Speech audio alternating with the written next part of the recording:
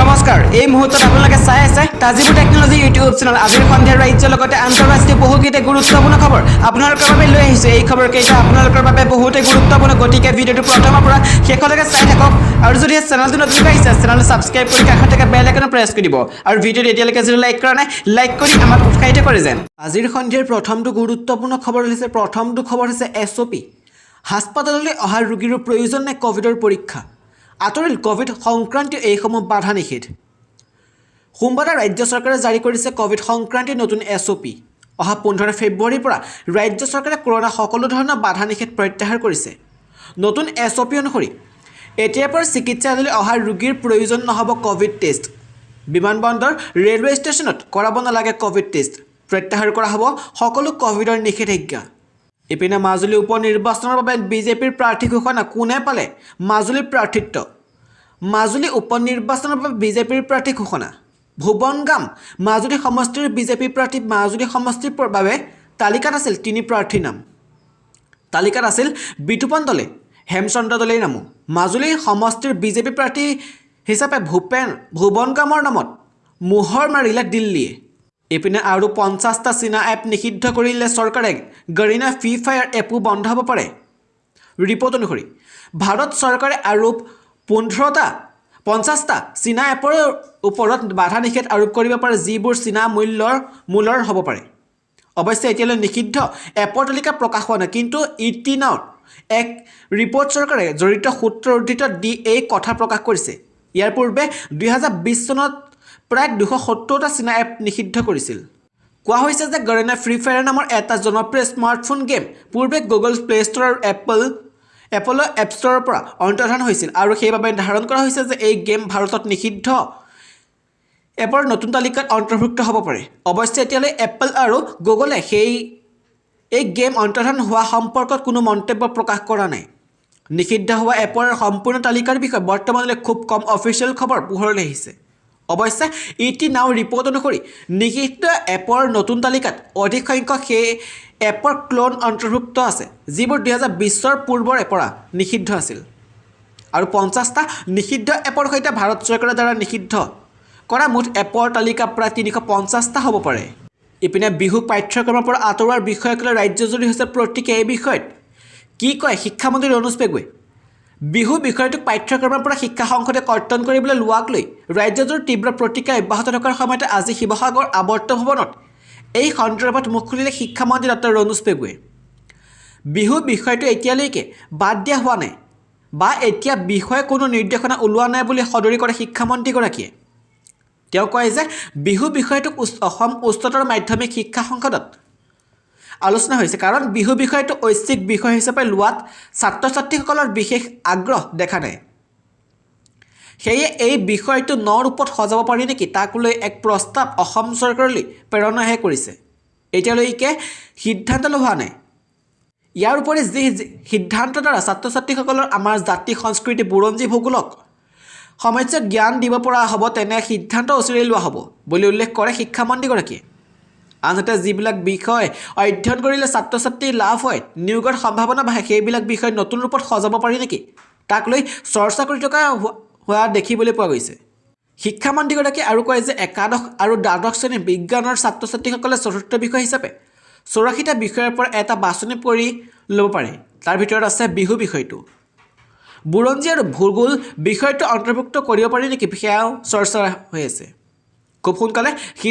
সিদ্ধান্ত লোৱা হ'ব বিহু অন্তৰ্ভুক্ত হোৱাৰ লগে লগে বড়ো সংস্কৃতি অন্যতম এটা বিষয় হ'ব লাগে বুলিও দাবী কৰি আহিছে কিন্তু দ্বাদশ শ্ৰেণীৰ পিছত কলেজত ছাত্ৰ ছাত্ৰীসকলে সেই ধাৰাবাহিকতা কেনেকৈ ৰক্ষা কৰিব বিহু বুলিতে কলেজ পৰ্যায়ত বিষয় নাই কিন্তু পৰিৱেশ কলা হিচাপে যদি আমি একাদশ শ্ৰেণীৰ পৰা এই বিষয়বিলাক সজাই নিওঁ তেতিয়াও সুবিধা হ'ব কাৰণ পৰিৱেশ কলা বা পাৰফৰ্মিং আৰ্টছৰ স্নাতকোত্তৰ ডিগ্ৰীলৈকে পঢ়াৰ ব্যৱস্থা আছে অথবা অসমৰ লোক কলা সংস্কৃতি বুলি বিষয় এটা কৰিব পাৰি নেকি সেই বিষয়ে চৰ্চা কৰা হৈছে কিন্তু চূড়ান্ত সিদ্ধান্ত একো হোৱা নাই প্ৰথমটো খবৰ হৈছে উচ্চতৰ মাধ্যমিক শিক্ষা সংসদে পাঠ্যক্ৰমৰ পৰা আঁতৰাব বিহু 998 জন শিক্ষাৰ্থীৰ আছিল ঐচ্ছিক বিষয় মাত্ৰ এবছৰৰ পূৰ্বে কাৰ্যকৰী ৰূপত অসম উচ্চতৰ মাধ্যমিক শিক্ষা সংসদে একাদশ শ্ৰেণীত আৰম্ভ কৰিছিল বিহু সম্বন্ধীয় এটা বিষয় অসমৰ বিহু উৎসৱ নামৰ এখন পাঠ্যপুথি প্ৰস্তুত কৰা হৈছিল।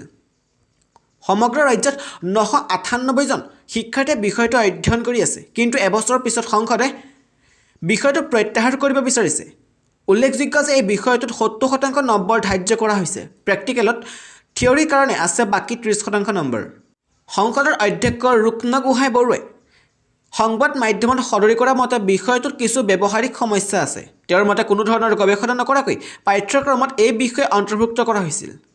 কোনে প্ৰেক্টিকেল পৰীক্ষা পৰিচালনা কৰিব, পৰীক্ষক কোন হ'ব, সেইসমূহ কথা সুনিশ্চিত নকৰা বিষয়টো আৰম্ভ কৰা হৈছিল। তদুপৰি গোটেই বিষয়টো নতুন ৰাষ্ট্ৰীয় শিক্ষানীতিৰ পৰিপন্থী বুলি মন্তব্য কৰে অধ্যক্ষগৰাকীয়ে। তেওঁ বিষয়টো নৱম শ্ৰেণীৰ পৰা আৰম্ভ কৰা পোষকতা কৰিছে। সংসদে বিহুৰ অন্তৰ্ভুক্তি সিদ্ধান্ত বহুকেইটা জাতীয় সংগঠনৰ পৰামৰ্শমৰ্মে গ্ৰহণ কৰিছিল। এতিয়া প্ৰত্যাহাৰৰ পৰিকল্পনা সদৌ অসম ছাত্ৰ সন্থাকে ধৰি বহু দল সংগঠনে গৰিহণা দিছে। ইফালে একে সময়তে ঐচ্ছিক বিষয় হিচাপে আৰম্ভ কৰা স্বদেশ অধ্যয়ন বিষয়টো প্ৰত্যাহাৰ কৰা নহয় বুলি মন্তব্য কৰিছে গোহাঁই।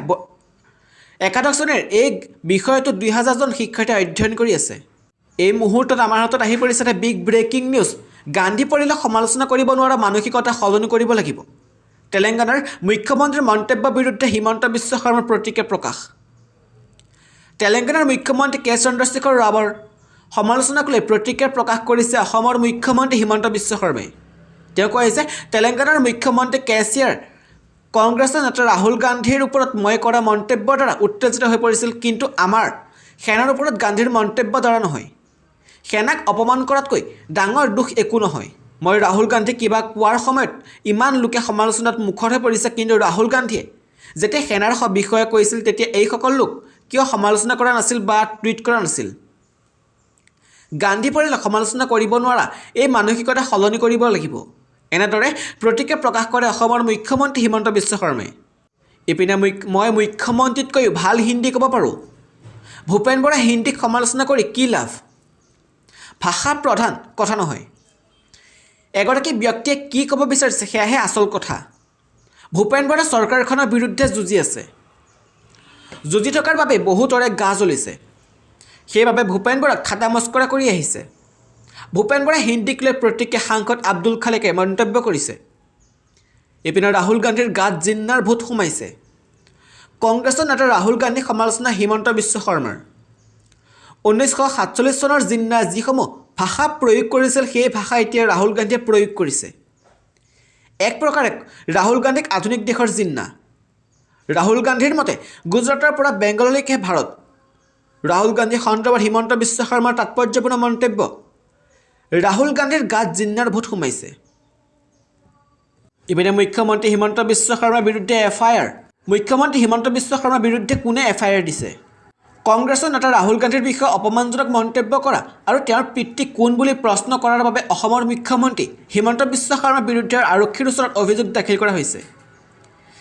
NSUৰ ৰাষ্ট্ৰীয় সম্পাদক ৰোচনলাল বিট্টুৱে আপত্তিজনক ভাষা ব্যৱহাৰ কৰাৰ বাবে অসমৰ মুখ্যমন্ত্ৰীৰ বিৰুদ্ধে মহাৰাষ্ট্ৰৰ চন্দ্ৰপুৰস্থিত ৰামনগৰ আৰক্ষী থানাত এখন এজাহাৰ পঞ্জীয়নৰ দাবী জনাইছে। উল্লেখযোগ্য যে 11 ফেব্ৰুৱাৰীত ডক্টৰ হিমন্ত বিশ্ব শৰ্মাই উত্তৰাখণ্ডত বিজেপিৰ এখন নিৰ্বাচনী সভাত ভাষণ দি ৰাহুল গান্ধীৰ পিতৃৰ পৰিচয় সন্দৰ্ভত বিতৰ্কিত মন্তব্য কৰিছিল। হিমন্ত বিশ্ব শৰ্মাই কৈছিল ৰাহুল গান্ধীয়ে চাৰ্জিকেল ষ্ট্ৰাইকৰ প্ৰমাণ বিচাৰে। আমি কেতিয়াবা প্ৰমাণ বিচাৰিছোঁ নেকি যে আপুনি সঁচাকৈ ৰাজীৱ গান্ধীৰ পুত্ৰ? অসমৰ মুখ্যমন্ত্ৰী এই মন্তব্যৰ পিছতে শনিবাৰে অসমৰ লগতে দেশৰ বিভিন্ন প্ৰান্তত কংগ্ৰেছ দলৰ তীব্ৰ প্ৰতিবাদ সাব্যস্ত কৰাৰ লগতে মুখ্যমন্ত্ৰী শৰ্মাৰ বিৰুদ্ধে উচিত ব্যৱস্থা গ্ৰহণৰ দাবী জনায়। আনহাতে তেলেংগানাৰ মুখ্যমন্ত্ৰী কে চন্দ্ৰশেখৰ ৰাৱতে মুখ্যমন্ত্ৰী হিমন্ত বিশ্ব শৰ্মাৰ মন্তব্যক তীব্ৰ ভাষাৰে গৰিহণা জনাই তেওঁক মুখ্যমন্ত্ৰী পদৰ পৰা বৰ্খাস্ত কৰিবলৈ দাবী জনাইছিল। মুখ্যমন্ত্ৰী শৰ্মাক লক্ষ্য কৰি শনিবাৰে ৰাৱে কয় যে মোদীজী এয়া আমাৰ ভাৰতীয় সংস্কৃতি নেকি? বেদ মহাভাৰত ৰামায়ণ আৰু ভাগৱত গীতাত এয়া শিকোৱা হৈছে নেকি? ইপিনে তৃতীয় আৰু চতুৰ্থ বৰ্গৰ পদৰ নিযুক্তিক লৈ মুখ্যমন্ত্ৰীৰ বৈঠকত উপস্থিত ৰাজ্যৰ মুখ্য সচিবসহ কেইবাজনো বিষয়া। 1 লাখ চাকৰি প্ৰদানৰ ক্ষেত্ৰতো আলোচনা কৰা হৈছে বৈঠকত। 10 জনৰ ভিতৰত নিযুক্তি প্ৰক্ৰিয়া সম্পূৰ্ণ কৰাৰ নিৰ্দেশ মুখ্যমন্ত্ৰীৰ। সামাজিক মাধ্যমত এই খবৰ প্ৰকাশ কৰিলে মুখ্যমন্ত্ৰী হিমন্ত বিশ্ব শৰ্মাই। EPFৰ CBTৰ বৈঠকৰ মাৰ্চত গুৱাহাটীত অনুষ্ঠিত হ'ব। এই বৈঠকতে কৰ্মচাৰীসকলে পাব পাৰে ভাল খবৰ। বৰ্ধিত মুদ্ৰাস্ফীতিৰ প্ৰতি লক্ষ্য ৰাখি চৰকাৰে চাকৰিয়ালসকলক সকাহ দিবলৈ PFৰ সুতৰ হাৰ বৃদ্ধি কৰিব পাৰে। কৰ্মচাৰী ভৱিষ্যত নিধি সংস্থাৰ EPFৰ কেন্দ্ৰীয় পৰিষদ চমুকৈ CBT অহা মাৰ্চত অৰ্থাৎ 2021 আৰু 22 বৰ্ষৰ বাবে PF জমাৰ সুতৰ হাৰ ওপৰত সিদ্ধান্ত লোৱাৰ বাবে মাৰ্চত বৈঠকত মিলিত হোৱাৰ সম্ভাৱনা আছে। সূত্ৰই কৈছে যে বৈঠকত 2021 আৰু 22 বৰ্ষৰ বাবে PF জমাৰ সুতৰ হাৰ বৃদ্ধি কৰা হ'ব পাৰে। কেন্দ্ৰীয় শ্ৰম মন্ত্ৰী ভূপেন্দ্ৰ যাদৱে কৈছিল যে EPFৰ CBTৰ বৈঠকত মাৰ্চত গুৱাহাটীত অনুষ্ঠিত হ'বই। ই 2021 আৰু 22 বৰ্ষৰ বাবে সুতৰ হাৰ নিৰ্ধাৰণ কৰাৰ প্ৰস্তাৱ তালিকাভুক্ত কৰে। 2020 আৰু 21 বৰ্ষৰ দৰে EPFই 2021 আৰু 22 বৰ্ষৰ বাবে 8.5% সুতৰ হাৰ বজাই ৰাখিব নেকি বুলি সোধাত CBTৰ মুৰব্বী যাদৱে কয় যে পৰৱৰ্তী বিত্তীয় বৰ্ষৰ বাবে উপাৰ্জনৰ আকলনৰ আধাৰত এই সিদ্ধান্ত লোৱা হ'ব।